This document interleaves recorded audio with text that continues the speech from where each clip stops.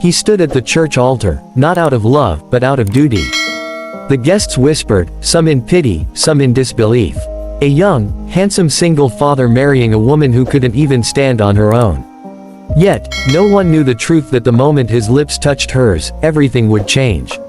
This wasn't a love story that began with a smile. It began with tears, secrets, and a promise that would test the meaning of devotion itself. Ethan was a man who had known loss too soon. His wife had passed away when their son Liam was barely a year old. Since then, he had built his world around the boy, holding on to the only piece of his late wife he had left.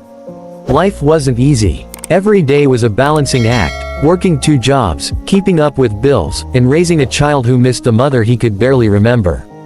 Ethan had given up on love long ago. That was until the day his landlord gave him an ultimatum. Either pay the debt or face eviction. Desperate, he went to every friend in every bank. But doors kept closing. Then came an unexpected call from an old family friend, Mr. Hayes, a wealthy businessman who had known Ethan's late wife. "I can help you," he said in a voice that was both kind and heavy with something unsaid.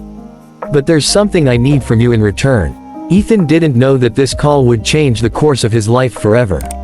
Mr. Hayes's daughter, Clara, had been in a wheelchair for 3 years following a devastating car accident.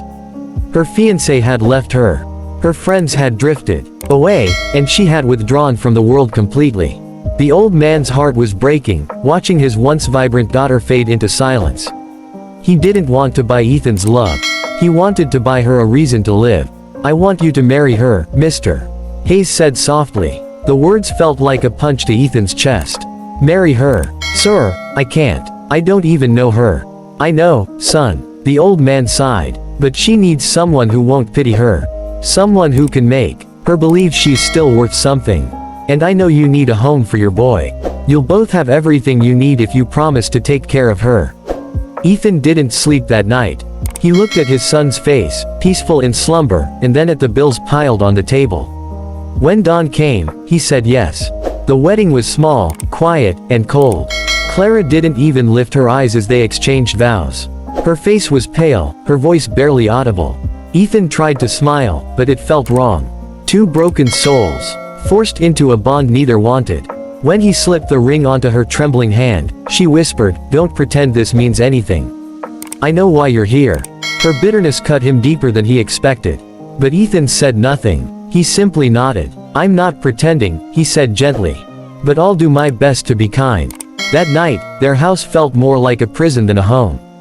Clara locked herself in her room. Ethan tucked Liam into bed and sat by the window, wondering what he had done. But in the middle of the night, he heard soft sobs coming from behind Clara's door. They weren't the cries of anger. They were of pain. And that was the first night he realized she wasn't cold. She was scared till days turned into weeks. Clara kept her distance, refusing to talk, refusing to smile. Ethan would find her staring out the window, watching the rainfall with empty eyes. He tried small acts of kindness, cooking breakfast, reading to her, leaving flowers by her bedside, but she always brushed them aside. "I don't need your pity," she'd say sharply. But one day, everything changed. Ethan came home early and found Liam sitting beside Clara, showing her his drawings.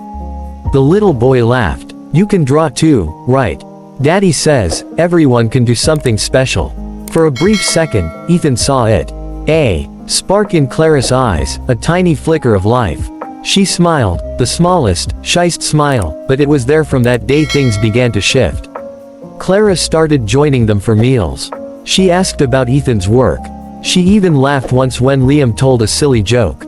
But deep down, she still believed she was broken, that she'd never walk again, never be loved again. Ethan saw that shadow every time she looked at her wheelchair. Then one evening, a storm knocked out the power. Clara was terrified of the dark, something Ethan hadn't known until that moment. She trembled, gripping the arms of her chair, and whispered, "Please don't. Leave me alone." Ethan knelt beside her, holding her hand. "I'm not going anywhere," he said softly. In the dim light of the candle, he saw tears rolling down her cheeks. Without thinking, he wiped them away. And in that fragile silence, something broke between them. Not in pain, but in understanding. From that night, she began to let him in. They started talking, really talking. About the accident that took her ability to walk. About the man who had promised forever, but left when things got hard. About the night she thought of ending it all because she felt like a burden. Ethan listened, not with pity but with empathy. He told her about his late wife, about the loneliness, about the guilt of moving on. Two souls scarred by loss found comfort in each other's honesty. As months passed, Clara grew stronger, not just in spirit but in body. With Ethan's encouragement, she started physical therapy again. At first, she hated it. Every movement was pain. Every step was a reminder of what she'd lost. But Ethan never let her give up. "You're more powerful than you think," he'd whisper every time she broke down. Then came the day that would change everything. Ethan had planned a surprise. A small picnic in the garden. He helped her dress, lifted her chair outside, and played her favorite song on an old speaker.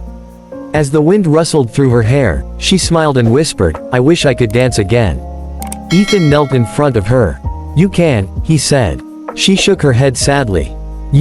"No, I can't. He looked into her eyes filled with tears and fear and longing and said softly, "Then let me hold you. Just trust me once." He leaned closer and kissed her.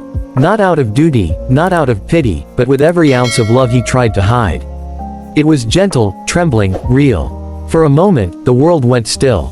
And then something happened. Clara gasped. Her hands clutched his shirt.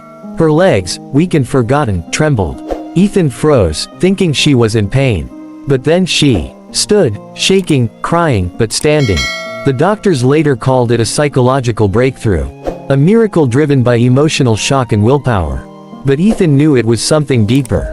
The healing power of love, the kind that awakens the soul. Months later, Clara walked down that same church aisle again. This time, not in a wheelchair. Her father watched with tears streaming down his face. Liam ran ahead, laughing, shouting, "Mommy's walking." Ethan took her hand as she reached him, whispering, "You see, I told you. You were always stronger than you believed." Clara smiled through her tears. "No," she said softly. "I just needed someone who believed it before I did." And as they kissed once more, not to awaken her body, but to seal their hearts, the world outside seemed to fade away.